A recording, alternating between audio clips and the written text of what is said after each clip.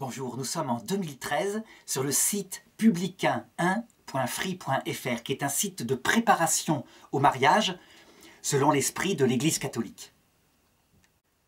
Et alors je voudrais aborder une question qui touche énormément de jeunes, je dirais principalement à notre époque où par des téléphones portables, par Internet, la pornographie a été de plus en plus mise à la disposition des jeunes. La question qui se pose est celle-ci. Que faire quand un jeune est tombé dans une forme de dépendance, d'addiction au sexe et à la pornographie? Alors je dirais d'abord le premier point, c'est qu'il y a un mécanisme qui met en place cette addiction. Et donc, puisque ce sont des vidéos qui s'adressent à des chrétiens, il faut agir un peu dans l'esprit de saint Ignace de Loyola, qui avait à la fois les pieds sur terre et la tête dans le ciel. L'un de ses proverbes préférés était de dire « Tu pries parce que Dieu fait tout ». Donc, ça veut dire que Dieu peut faire un miracle et délivrer quelqu'un d'une telle addiction. Mais il disait aussi « Et tu agis comme si Dieu ne faisait rien ». Ça veut dire qu'en fait, il y a des techniques, une psychothérapie, quelque chose, un travail sur soi qui peut arriver à permettre une vraie délivrance par rapport à une telle addiction.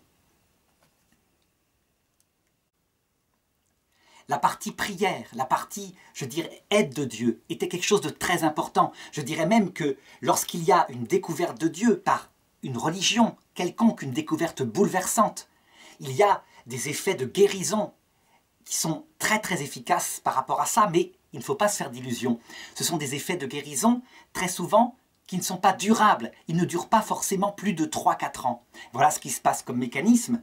La découverte profonde d'un sens à la vie donne un tel plaisir, une telle ouverture de l'intelligence que pendant quelque temps, la personne est comme détachée de cette addiction, de ce plaisir. Et en l'occurrence, au bout de 2-3 ans, lorsque le plaisir retombe, ce qui est normal, puisque aucun plaisir sensible ne dure plus de 2-3 ans. Ce qui dure par contre, c'est la découverte intellectuelle et dans le cœur profond de Dieu. Et bien lorsque le plaisir baisse, on peut dire que la lutte va revenir comme elle était avant. Donc, il faut véritablement pratiquer le deuxième aspect de ce que dit saint Ignace de Loyola, à savoir les techniques humaines, pour s'en sortir. Et alors, je dirais que là, les étapes pour s'en sortir sont au nombre de quelques-unes et ne sont pas si nombreuses que ça. La première chose, c'est qu'il faut dans son intelligence analyser ce qui s'est passé. Il faut comprendre ce qui s'est passé. C'est très important. Donc avoir une connaissance de sa propre nature humaine et de ce qui a fait qu'on est devenu, au bout d'un certain temps, quelquefois après 10 ans de pratique de la pornographie, on est devenu addict à cela. Deuxième étape, il faut une volonté de la personne. Si la personne n'est pas volontaire pour s'en sortir, pour modérer en tout cas les choses, parce que il faudra être réaliste. La sexualité étant une chose très profonde dans la nature humaine, lorsqu'un jeune homme est tombé dans une sexualité de pornographie pendant toute sa jeunesse, il l'a inscrite dans sa nature. Et donc, la lutte durera toute la vie. La lutte d'ailleurs, elle dure chez les hommes, qui sont particulièrement sensibles à ça, toute la vie, chez les hommes en général. Mais là, d'autant plus. Donc, on n'est jamais guéri du risque de la pornographie, mais c'est une lutte qu'on entreprend et qu'il faudra tenir jusqu'à, disons, 85 ans, 86 ans. Comme le disait un prêtre que j'ai connu, le père Emmanuel, à 85 ans, il disait « Mais c'est pas possible, ça ne s'arrête jamais. On est toujours tenté par rapport à cela. » Donc c'est particulièrement vrai pour les hommes du sexe masculin. Et ensuite, fondé là-dessus, si la volonté de s'en sortir est déterminée, il y a certaines techniques que je vais voir. Donc d'abord, premier point, le mécanisme qui met en place, je dirais, cette addiction à la pornographie. Mais c'est très simple.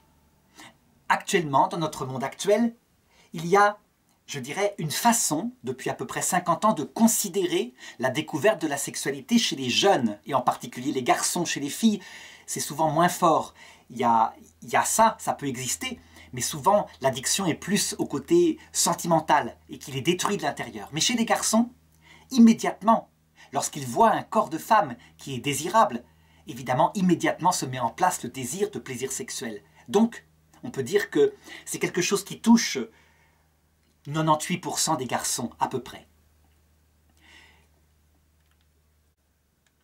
Certains psychologues disent « mais c'est tout à fait normal puisque ça touche presque les garçons, c'est une découverte normale de la sexualité ». En réalité, en parlant comme ça, ils se trompent. Lorsque une sexualité se tourne vers la pornographie, on croit qu'on découvre la sexualité, mais en fait, on découvre une forme déviante par rapport à la nature humaine de la sexualité. En effet, elle est centrée exclusivement sur son propre plaisir à soi. C'est ce qu'on appelait dans le temps le péché capital de luxure. Luxure, c'est le sexe recherché pour le sexe. Mais c'est évident, lorsqu'il y a une image pornographique ou un film pornographique, le garçon n'a pas de sentiment pour la femme en question. Il a simplement choisi l'image en fonction de l'excitation qu'elle provoquait en lui. Et donc, qu'est-ce qui se passe? Ça provoque un plaisir intense. Et au bout d'un certain temps, le même film, la même image, n'a plus le pouvoir de provoquer un plaisir aussi intense. Pourquoi? Parce que, comme c'est recherché pour soi-même le plaisir, ça a la propriété de s'user. Alors que, dans une sexualité naturelle à l'être humain, ça veut dire qu'il est au service de tout son être, son sentiment, le sentiment qu'il éprouve pour une femme qu'il aime, mais aussi l'engagement. Ça veut dire l'idée que c'est quelque chose qui peut-être pourra durer et qui aboutira au don de la vie ensemble. Et bien à ce moment-là, la sexualité n'a pas du tout le même but. La sexualité dans un couple comme ça, le but n'est pas exclusivement et en premier le plaisir. Le plaisir est comme ce qui enrobe de joie ce couple. Et le but, c'est le bonheur de sa femme, et réciproquement pour l'autre, et quelque chose qui va s'établir sur toute la vie. Du coup, si le plaisir baisse, ce qui est naturel, puisqu'on connaît le corps de sa femme, eh bien dans cette perspective qui n'est pas la luxure, il n'y a pas de gêne, puisque ce qui était recherché en premier, c'était elle, et le plaisir étant une manière de l'exprimer, parmi d'autres. Dans la luxure, c'est tout à fait différent. Ce qui est donc recherché, c'est le plaisir sexuel pour lui-même. Et donc, forcément, d'étape en étape, il va falloir de la nouveauté. C'est un mécanisme qui cherche de l'exotisme. Alors au départ, ça va être pour le tout jeune homme, d'autres femmes, d'autres types de choses. Mais très vite, l'acte sexuel, même mimé sur Internet de manière naturelle, devient insuffisant pour provoquer la même excitation. Donc il faut des choses nouvelles. Et ça tombe au bout d'un certain temps dans la perversion. La femme, évidemment, n'est pas respectée, devient un objet sexuel. Ce sont des actrices qui, elles-mêmes, je dirais, jouent un rôle. Elles le font pour l'argent, les actrices pornographiques, etc. Ça peut, en termes ultimes, tomber dans des choses absolument contre nature, où la femme est écrasée, n'est qu'un objet, où l'homme lui-même est comme ça. Et, au bout d'un certain temps, c'est la seule manière de produire du plaisir. Le dégât principal que provoque cette pornographie, c'est que lorsque le jeune homme rencontre la femme qu'il va aimer, il se dit, ben, ça va se calmer, puisque je vais la voir avec moi, dans mon lit. Eh bien, ce n'est pas vrai. Au début, ça marche très bien. Évidemment, c'est une vraie femme. Il l'a dans son lit. Mais le problème, c'est comme il a pris l'habitude de chercher le plaisir pour le plaisir, au bout de quelques mois, très rapidement, le corps de sa femme, aussi beau soit-il, ça peut être la plus belle des femmes, n'a plus l'impact pour provoquer le même plaisir que sur Internet. Et donc le jeune homme va retourner sur Internet, parce qu'il trouve plus de plaisir sur Internet. Voilà l'addiction. Ce jeune homme est dépendant du plaisir sexuel pour le plaisir sexuel, et non pas du plaisir sexuel qui exprime son amour pour celle qu'il aime. Il est entré dans une addiction.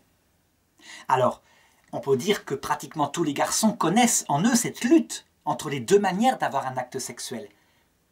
Lorsque c'est modéré, lorsque les choses, par une lutte qui souvent est démarrée dès l'adolescence, ne vont pas trop loin, ça veut dire qu'il y a des chutes, mais que le garçon sait que c'est une chute.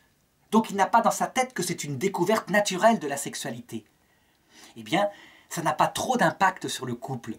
Je veux dire par là que lorsque le couple est dans le quotidien, que le plaisir sexuel est moins fort, eh bien le garçon va faire des efforts, par exemple, pour respecter les rythmes naturels de la femme, de manière à ce que le désir revienne, parce que l'acte sexuel n'a pas lieu tout le temps, mais il a lieu, mettons, dans les périodes non fécondes.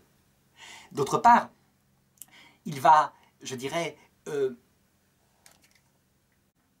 il va peut-être tomber de temps en temps dans sa vie, retourner parfois par exemple sur Internet, mais les choses se font véritablement dans le regret. Et donc, ça n'a pas de conséquences visibles sur sa vie de couple. Malheureusement, ce n'est pas toujours le cas. Et très souvent, l'addiction est tellement forte que le couple s'en ressent. Une sexualité morte, disparue. C'est très fréquemment ce qui se passe dans les couples et ce sont des conséquences d'une pornographie qui n'a pas été, je dirais, combattue dans sa jeunesse. Alors, pour bien montrer maintenant quelle sorte de combat je considère, c'est un combat qui ne doit pas tomber dans les excès du 19e siècle, où là, on tombait dans l'excès inverse en disant « c'est le drame affreux, la personne va devenir sourde, va détruire sa vie complètement, va mourir d'un infarctus ». Non, c'est ni l'un ni l'autre. Il s'agit simplement de se dire que c'est une tentation masculine fréquente, et parfois féminine, et qu'il faut se battre contre, et que si quelqu'un tombe, il se relève, il continue son effort, un effort toute la vie, en vue de quoi? En vue d'aimer celle qu'il aimera, et que la sexualité ne soit pas dépendante de la seule recherche du plaisir sexuel. Donc il le fait pour celle qu'il connaîtra, plus tard l'adolescent. Il lutte pour elle. Et quand il a lutté, même s'il est tombé toute sa jeunesse de temps en temps, eh bien, sa femme récoltera les fruits. Parce que la présence à ce moment-là joue son rôle. Dans le cadre de l'addiction, ce n'est pas du tout le cas. La présence de la femme n'a plus d'impact, sauf 2-3 mois au début. Et c'est catastrophique pour le couple. Alors, une fois qu'on comprend ce mécanisme-là, donc son danger, qu'on comprend la dépendance, il faut savoir maintenant que celui qui est tombé dedans dans sa jeunesse, donc par exemple, mettons de 15 à 25 ans, pendant 10 ans, ou pendant 5 ans même, eh bien, c'est l'époque où la sexualité se met en place et donc il a une marque en lui de pornographie. Il doit le savoir. Et donc, comme je disais, s'il s'engage dans la lutte, c'est la deuxième étape. Il ne faut pas qu'il vise une perfection absolue. Ça veut dire que la pornographie disparaîtra de sa vie complètement. Concrètement, il sera tenté toute sa vie. Mais il faut qu'il vise une lutte qui va durer toute sa vie pour celle qu'il aime. C'est une lutte qui peut être gagnée, mais pas en perfection, je dirais, sauf quelques exceptions. Sachant cela, eh bien, si la personne est volontaire pour démarrer cette lutte, il faut qu'elle s'y lance par des moyens concrets. Alors, c'est ce que je vais voir maintenant. C'est donc la troisième étape de cette vidéo. Quels sont les moyens qui permettent petit à petit de s'en sortir? Je dirais que d'abord, il y a des moyens matériels, quand la décision est prise. Les contrôles parentaux, le code secret, qui empêchent d'aller sur n'importe quel site, au moins les sites les plus hard. Ce sont des moyens qu'il faut se donner. Alors évidemment, que les parents n'aient pas d'illusions. Évidemment, les jeunes sont bien plus performants en informatique. Et donc même s'ils ont pris la décision de lutter pour, le jour où la tentation revient, parce que la pile se recharge tout simplement, ils feront tout pour contourner. C'est un peu comme le serment d'ivrogne, je promets de ne plus boire. Il ne faut pas les croire, évidemment, mais il n'empêche que c'est une aide. Est-ce qu'il faut un sevrage immédiat et définitif? Le garçon arrivera à contourner, ne serait-ce que par son imagination. Donc ce n'est pas le but. Il entre donc dans une lutte qui là prend un côté matériel, mais ce côté matériel n'est qu'une béquille. Le vrai changement, ça doit être dans sa conception de ce que c'est que la sexualité. C'est un changement qui passe par l'intelligence, la réflexion, le regard sur les filles. Donc, arriver à changer le sens de la sexualité pour comprendre qu'elle n'est qu'un instrument pour montrer son amour, et le plaisir est très important, et pour donner la vie. Qu'elle est parmi d'autres instruments, qu'elle ne peut pas être le but. Est-ce qu'il peut y avoir ensuite une aide par certains médicaments, dans le cas d'une addiction grave évidemment? Je pense par exemple à Michael Douglas qui était drogué sexuellement dans ses plateaux de cinéma. À chaque fois que quelque chose passait avec un jupon, il ne pouvait pas faire autre chose que draguer et coucher avec. Il a donc dû suivre des séances de rééducation, de sevrage du sexe. Eh bien, je dis que oui, il peut y avoir des médicaments qui diminuent la libido. Ce n'est pas quelque chose qu'il faut rejeter absolument, dans le cas d'une libido extrêmement forte, très prenante. Mais ces médicaments sont surtout utilisés dans les cas gravissimes d'addiction, ou d'addiction perverse, qui peut conduire, par exemple, à des crimes. Je pense par exemple à ce garçon, cet homme, en Angleterre, qui allait voir la police en disant « Je suis addict à la pédopornographie. je suis addict, c'est comme ça. Je demande une castration physique, il avait demandé. Donc là, il était allé loin, et ça lui avait été accordé. Eh bien, il disait après qu'il était complètement libéré. La plupart des addictions ne sont pas là-dedans, ne sont pas orientées de manière contre nature et pouvant conduire en prison. Lorsque ce sont des addictions qui portent sur des femmes, donc le corps féminin, une diminution de la libido par certains médicaments peut être utile, mais ce ne sera qu'une béquille. Un peu comme je parlais tout à l'heure des contrôles parentaux, etc. sur les ordinateurs. Le vrai changement vient d'une considération de la sexualité qui n'est pas celle que donnent les médias actuellement, qui ne s'exprime pas simplement quand on a des sentiments, qui ne s'exprime pas que pour chercher le corps, par exemple, d'une prostituée, mais qui vise à l'amour total, comme l'indique évidemment l'Église catholique. Alors, autre question, Saint Paul, lorsqu'il constatait ces cas d'addiction, il parlait d'un jeune homme vigoureux qui n'arrive pas à se contrôler, et il disait simplement qu'il se marie. Est-ce que le mariage peut régler le problème? Réponse non, je l'ai indiqué tout à l'heure. Le mariage peut aider après à ce que la modération soit facile à atteindre si on a fait l'effort avant. Mais jamais une femme ne pourra régler ce problème d'addiction, puisque je l'ai dit, son corps est lassant au bout d'un certain temps. Mais si l'effort a été fait avant, véritablement, donc un désir de changer son regard sur la sexualité, le garçon reste tenté, mais comme véritablement il a compris à quoi sert le mariage, eh bien la simple présence de sa femme, là, dans son lit, avec lui dans la vie, peut calmer, modérer cette addiction. Mais la lutte doit rester à vie. Pour le raconter, voici l'histoire d'un élève que j'ai eu il y a 30 ans dans une classe. Et c'était extraordinaire parce qu'il me racontait tout, en détail, comme si j'étais un prêtre, je n'étais pas du tout prêtre, mais tout. Et donc lui, évidemment, sa grande lutte était ça. La masturbation, à l'époque, c'était par des revues pornographiques. Et je lui indiquais de lutter, qu'il fallait lutter, qu'il n'y arriverait peut-être pas, qu'il tomberait, mais lutter. Et que quand il tombait, qu'il profite de la honte un peu qu'il ressentait pour demander pardon à Dieu puisqu'il était catholique. Toute sa jeunesse, il a lutté. Dans les meilleures semaines où il y arrivait, il tombait par exemple 3 fois, 4 fois. Mais il n'était pas addict au point de ce que je traite dans cette vidéo. C'était simplement quelque chose de normal, disons, de fréquent chez un jeune homme. Il a pensé à un moment donné à devenir prêtre, puis finalement il a rencontré celle qui est devenue sa femme. Ils se sont mariés, ils ont eu des enfants, j'étais toujours en lien avec lui. Et un jour, sa femme a attrapé ce qu'on appelle un staphylocoque doré, qui lui provoquait une cystite, mais dont on n'arrivait pas à trouver la cause, en tout cas à détruire les microbes. Alors c'est une douleur terrible, ce qui fait que pendant pratiquement 2 ans, ils n'ont pas pu avoir de relations sexuelles. Et donc là, moi je le contactais simplement comme ça, et il me racontait son histoire, et il me disait « Je vous remercie de m'avoir aidé à lutter toute ma jeunesse. J'en récolte les fruits maintenant. Aucun énervement. Je la respecte. Sa simple présence suffit. Elle est dans le lit, on s'aime.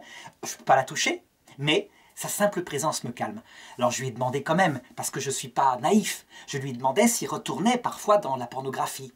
Et il m'a avoué évidemment très simplement que oui, bien sûr. Mais sans énervement. Je dirais, il n'était pas guéri entièrement de sa pornographie, évidemment.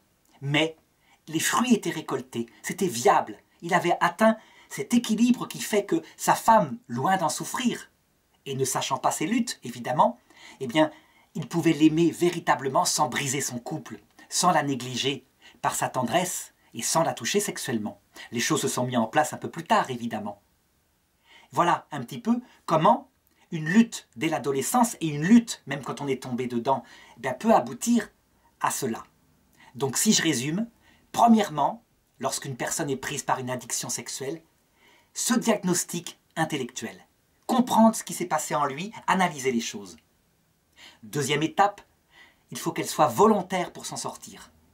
Volontaire avec des aides qui peuvent être extérieures, comme un médicament dans des cas gravissimes, le blocage d'Internet qui peut être une aide, et surtout, spirituellement, un changement de regard sur la sexualité, avec un effort qui va prendre toute la vie, mais qu'il faut prendre courageusement, ne serait-ce que pour celle qu'on aimera plus tard. Voilà.